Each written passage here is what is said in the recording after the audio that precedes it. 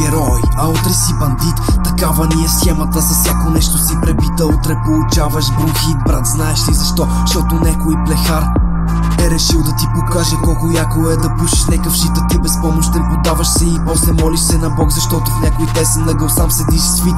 Обаче това за тебе не е мит. И така започва цялата пародия с нашия модерен в кавички свят, където всеки уж е брат за брата, а после силно изпъкват агресия и мизерен занаят. Едно време какви времена са били. Играта на предците ни пред нашата блести. Делата на героите, спасителите ни отдавна са се изпарили от главите ни. Е как да очакваме развитие, когато политика е навел глава и гледа към земята, избяга в някое укритие, давайки фалшиви обещания на народа, който чака своето величие. Своето величие, своето величие, своето величие. И когато аз погледна през прозореца на стаята си, виждам тъмнина, виждам образите мрачни, виждам очи пълни с тревога и умора, очи, които карат ме да пиша песента. За съжаление това не е игра, породено е от нашето желание за пара. Апарата ни убива, осъзнайте го това.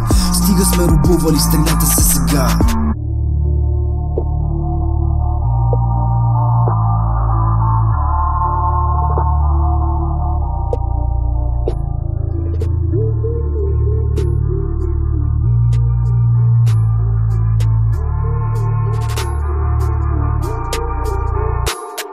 Свободата ни е факт, който ние не ценим.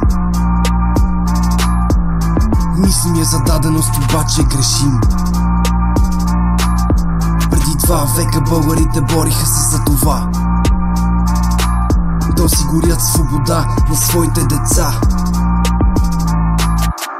А ние днес се борим с корупция, лъжа и дела, които ни потикват към живота на престъпника и без правила. Се скитаме по улиците, бягайки от нещо, което застрашава живота ни сега.